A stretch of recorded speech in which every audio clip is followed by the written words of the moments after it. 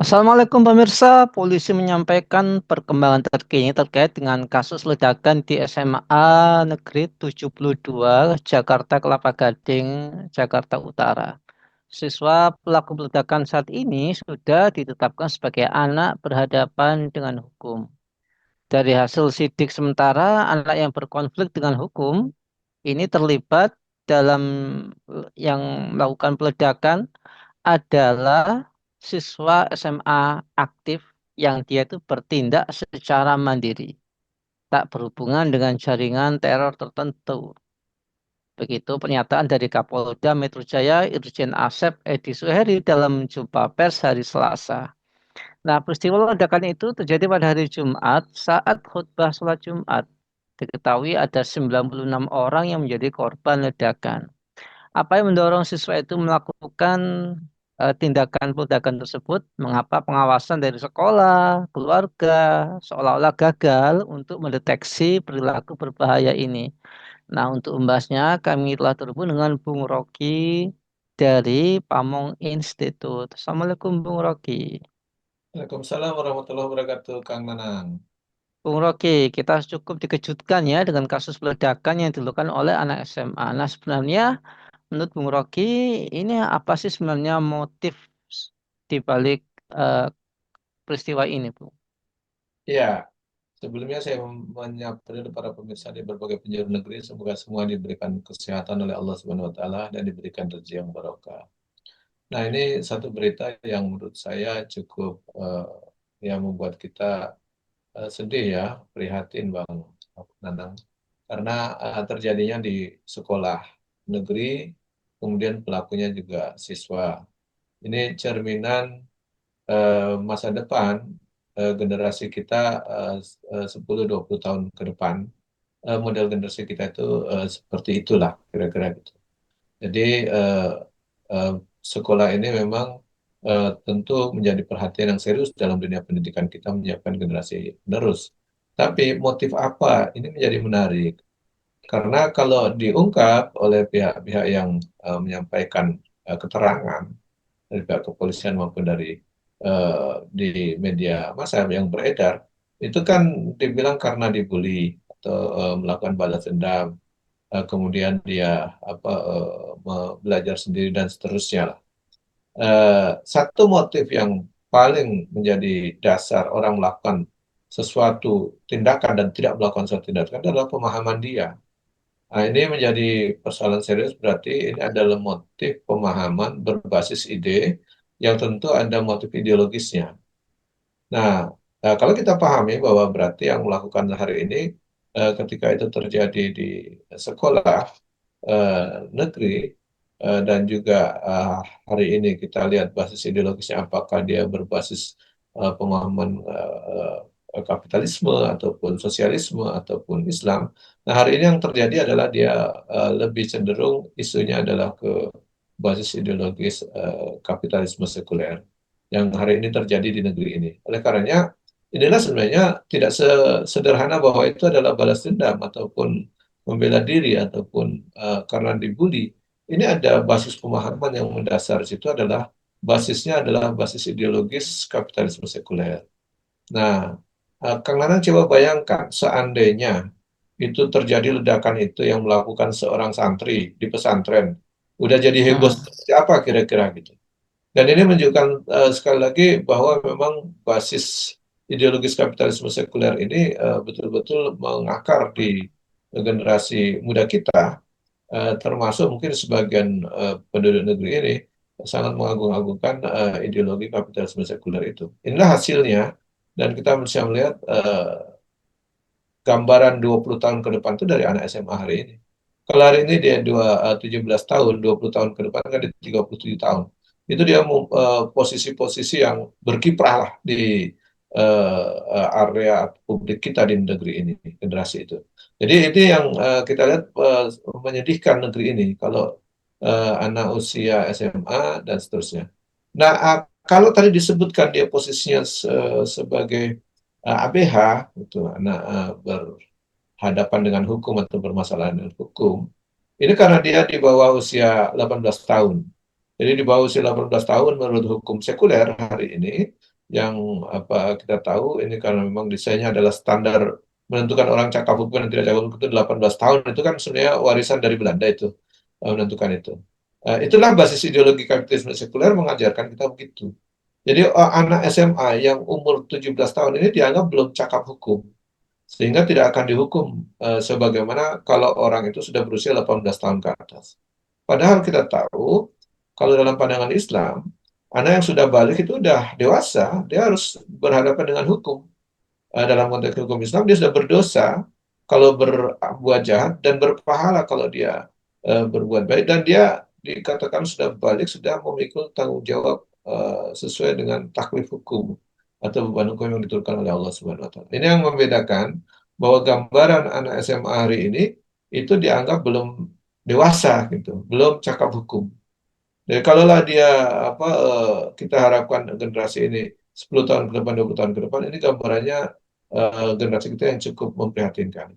Kita tidak kebayang kalau dalam Islam itu kan kalau membaca sejarah Muhammad Al-Fatih itu umur 21 tahun menaklukkan Konstantinopel sebagai panglima perang yang bukan hanya level SMA, bukan hanya level kabupaten, bukan hanya level provinsi, tapi level dunia yang menaklukkan Konstantinopel yang begitu hebat kala itu negara adidaya.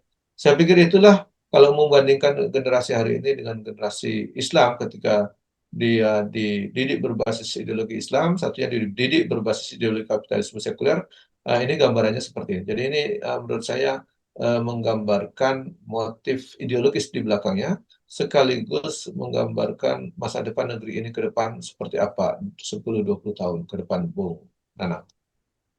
Iya, Bung Rocky, kita semuanya prihatinnya dengan kondisi atau fakta ini.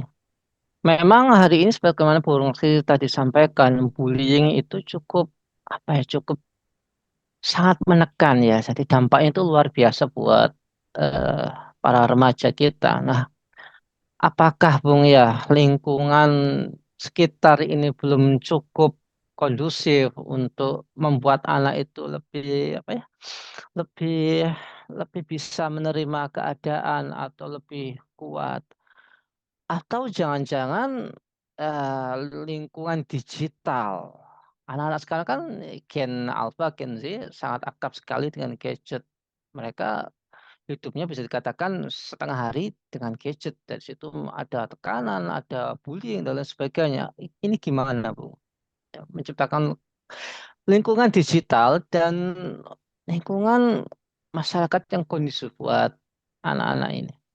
Iya, kalau kita ingin membentuk sebuah generasi, itu memang faktor lingkungan itu sangat berpengaruh besar dibanding keluarga dan sekolah atau negara yang akan mengatur. Nah, lingkungan eh, masyarakat itu tentu sangat besar pengaruhnya, dan itu sebenarnya justru peran negara sangat besar di situ.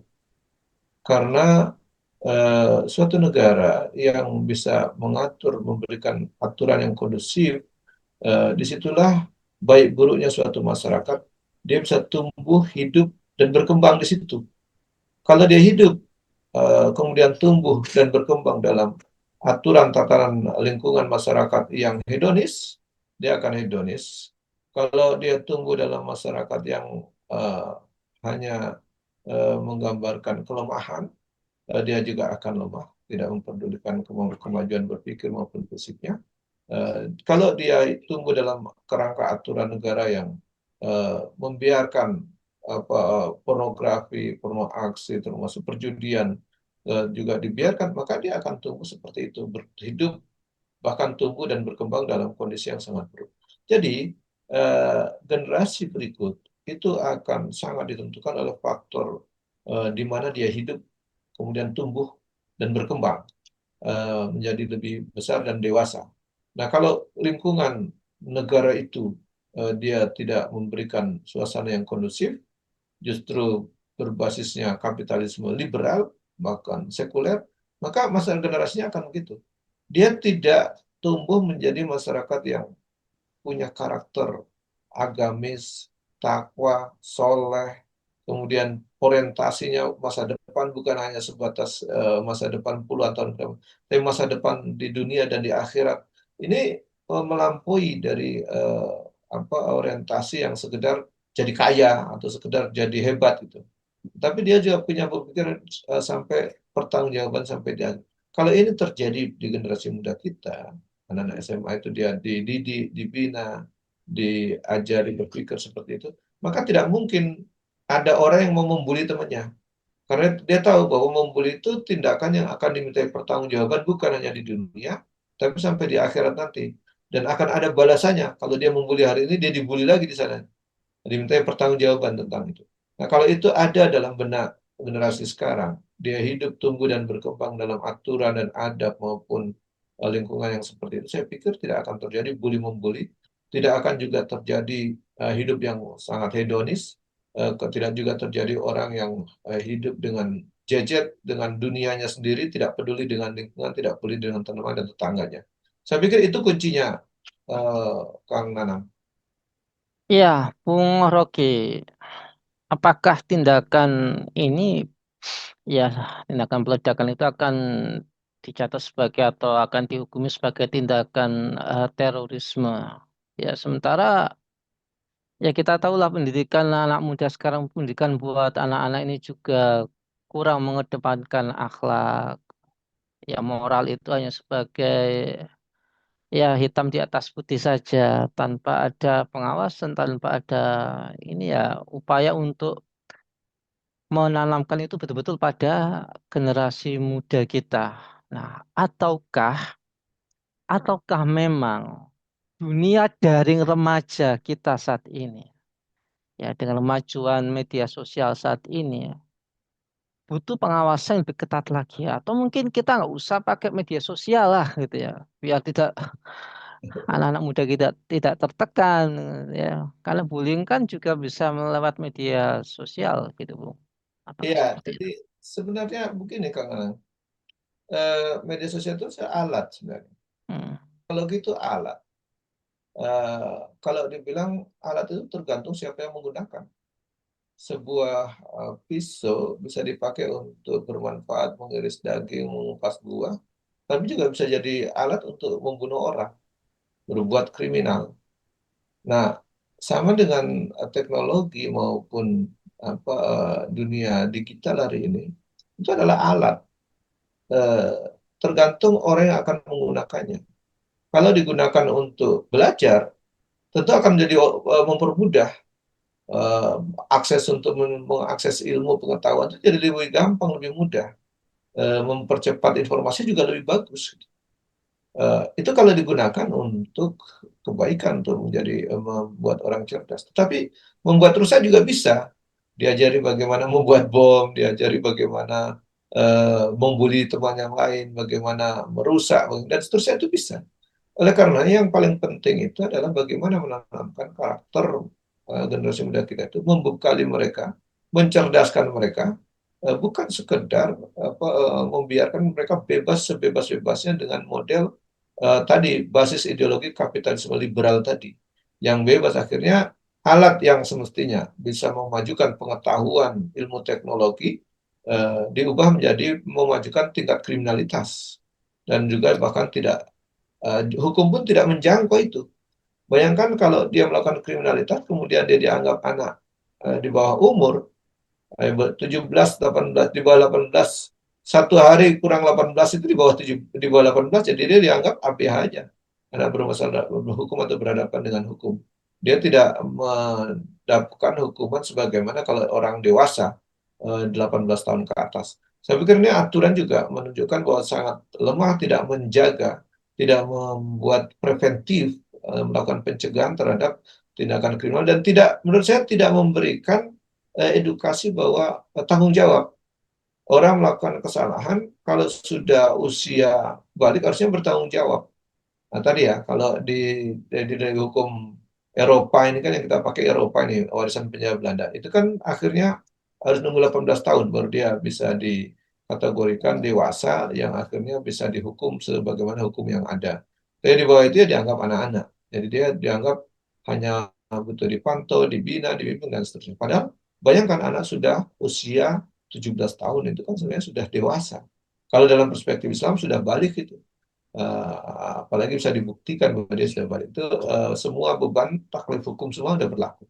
Nah, inilah menurut saya ada pengawasan di sekolah yang kurang kondusif, tidak terpantau dengan baik, juga lingkungan masyarakat tadi yang sangat kapitalisme dan sangat liberal, itu juga memberikan ruang kenakalan anak-anak maupun eh, ke kondisi mental maupun kondisi spiritual yang sangat buruk, ditambah peran negara untuk mencerdaskan anak-anak ini memang kategorinya kita gagal karena bahkan kebijakannya sangat tidak peduli dengan urusan tadi ya, sekedar untuk urusan yang formil saja ada masalah kita. Orang punya ijazah yang tidak jelas pun bisa jadi pejabat tinggi misalnya gitu. Dan seterusnya sampai hari ini ribut tentang ijazah palsu, ribut tentang pendidikan wapres dan seterusnya. Itu menunjukkan bahwa sekedar formalitasnya aja ada masalah, apalagi kita lihat substansialnya. Jadi memang menurut saya itu eh, rencana ataupun tujuan negara ini dibentuk untuk mencerdaskan kehidupan bangsanya, ini masih jauh dari harapan, karena bukan hanya bisa cerdas, yang muncul justru berbagai persoalan yang formil saya tidak selesai, apalagi kita berharap kepada substansial kecerdasan orang, apalagi kecerdasan spiritualnya. Nah, ini tentu sangat jauh. Oleh karena ini adalah tugas kita bersama untuk memperbaiki. Begitu, Kang Nana. Ya Bung, ini kan 2045 kita ada program Indonesia Emas gitu ya. Sedangkan fakta ya kejadian peledakan ini membuat kita khawatir ya generasi muda di 2045 ini mau kayak gimana kan gitu ya. Mereka mudah sekali terpengaruh media sosial yang itu ya pengaruh negatif dari media sosial kemudian rapuh. Nah, beberapa mengatakan ini bukan sekedar kenakalan remaja, Pak, tapi ini adalah refleksi dari kondisi psikologis remaja kita hari ini. Nah, kita kan khawatir ya 2045 jangan kan bukan Indonesia emas, malah Indonesia cemas kan gitu ya. Nah, ini gimana Bu supaya ini nggak terjadi dan betul-betul 2045 nanti terjadi Indonesia emas. Mungkin nggak nunggu 2045 ya mungkin 2026 Indonesia emas gitu ya. Amin ya rabbal alamin. Ya, kalau kita punya visi Indonesia emas, itu jargon yang visioner bagus lah. Ada spirit, ada semangat. Tapi langkah-langkahnya harus jelas dong. Harus di Indonesia emas itu seperti apa konsepnya, arahnya seperti apa, melaksanakan seperti apa, tahapan-tahapan pekerjaan seperti apa, itu harus jelas. Tapi hari ini kan enggak. Jadi itu yang menjadi persoalan serius. Hari ini orang masih ribut terkait dengan jasa palsu, masih ribut dengan korupsi luar biasa negeri ini. Kereta cepatnya juga seperti itu dan selesai-selesai bahkan jadi masalah serius menurut saya itu karena apa ditanggung oleh rakyat dan seterusnya. Nah, ini menurut saya 2025 hari ini, kalau tadi saya bilang nasib negeri ini tergambar 10-20 tahun ke depan seperti apa, itu generasi hari ini kita lihat saja anak SMA yang seperti hari ini, tingkah laku, sikapnya, kecerdasannya, adabnya, karakternya seperti hari ini, maka itulah yang dibilang ketika 10-20 tahun ke depan mereka umur 30-an, umur 40-an, 40-an, ya, mereka akan berkiprah di negeri ini. Mungkin saya dan Kang Nanang sudah tidak begitu kuat untuk berkiprah di negeri ini. Dan mereka justru sedang on fire. Nah, dengan kondisi mental seperti ini, kondisi kecerdasan mereka seperti itu, kondisi karakter spiritual emosionalnya seperti itu, kita jadi mengatakan bahwa bukan Indonesia emas, tapi bisa Indonesia lemas gitu. Jadi ini yang mungkin kita butuh melakukan koreksi bersama. Tentu harus dilakukan secara bersama. Ini karena kewajiban seluruh pihak. Jadi bukan hanya kewajiban masyarakat untuk membentuk generasi itu, bukan hanya kewajiban orang tua untuk menciptakan anak-anak menjadi generasi emas. Tetapi justru yang paling besar pengaruhnya adalah negara. Karena negara dibentuk untuk tadi melindungi segenap bangsa, kemudian mencerdaskannya, baru mensejahterakannya. Nah, kalau tidak melakukan fungsi itu, kewenangan untuk mencerdaskan bangsa itu tidak cukup di level keluarga, juga tidak cukup di level masyarakat, tapi justru di level negara punya peran yang sangat besar. Nah, oleh karenanya harus diperbaikinya simultan. Di masyarakat ditumbuhkan kesadaran bersama, anak-anak ini bukan hanya diberikan kecerdasan ilmu pengetahuan, tetapi juga harus diberikan kecerdasan spiritual dan kecerdasan emosional. Jadi ini harus dilengkapi. Jadi tidak sekedar intelektualnya diberikan kecerdasan, tapi emosionalnya juga harus diberikan kecerdasan, bahkan spiritualnya lebih penting lagi diberikan kecerdasan supaya tidak muncullah generasi yang tidak bertanggung jawab, yang tidak mengerti bahaya masa depan di dunia dan bahasa masa depan dia di akhirat. Tapi kalau sampai dia punya visi sampai di akhirat, tidak akan melakukan bully, tidak akan melakukan malas-malas belajar dan seterusnya, apalagi nyontek dan seterusnya. Nah ini yang betul diperbaiki ke depan, oleh karenanya kita perlu melakukan, menurut saya, perbaikan secara radikal di dunia pendidikan kita, termasuk menyiapkan generasi muda kita. Jadi jangan takut dengan solusi yang ditawarkan oleh Islam, bagaimana mendidik generasi muda, dan terbukti bahwa generasi muda Islam itu di zaman dulu, ketika mereka masih menerapkan Islam dengan sempurna, dengan kafah, itu generasinya hebat-hebat.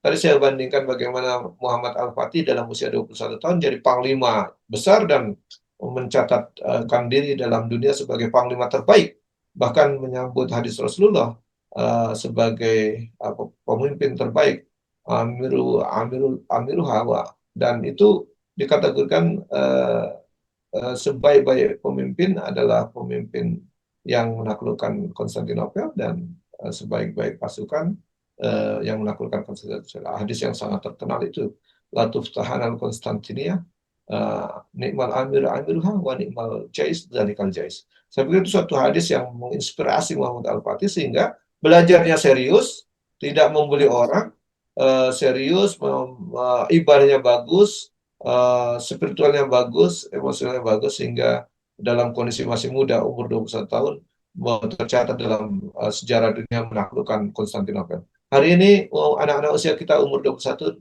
mau menaklukkan apa? Kira-kira begitu kan?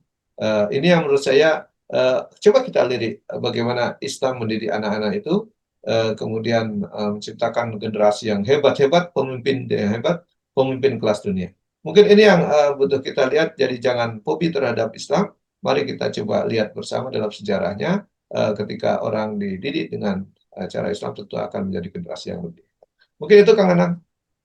Iya, satu kata yang perlu kita garis bawah yaitu visi akhirat. Nah, pendidikan Indonesia harus punya visi akhirat. Ya, ya akhlaknya, ya adabnya, bukan matematikanya saja, bukan bahasa Inggrisnya saja, tapi juga akhlak, adab, dan juga tadi disampaikan jangan malu untuk mempelajari bagaimana sistem Islam mendidik generasi mudanya. Karena sudah ada buktinya kan, Muhammad Al-Fatih 21 tahun menaklukkan Konstantinopel. Hari ini 21 tahun menaklukkan hati sang kekasih. Luar biasa. Baik, terima kasih Bung Rocky atas pemaparannya. Ya, semoga ini turut menyemangati kita semua ya untuk menuju Indonesia cemas, bukan lemas begitu. Baik, semoga kita semua mendapatkan berkah dari Allah Subhanahu wa taala dan semoga Bung Rocky keluarga senantiasa dalam perlindungan Allah Subhanahu wa taala. Saya Nang Siawan undur diri. Jangan lupa ya untuk subscribe, like, komen, dan share sebanyak-banyaknya. Semoga menjadi amal kebaikan kita bersama. Saya undur diri. Wassalamualaikum warahmatullahi wabarakatuh.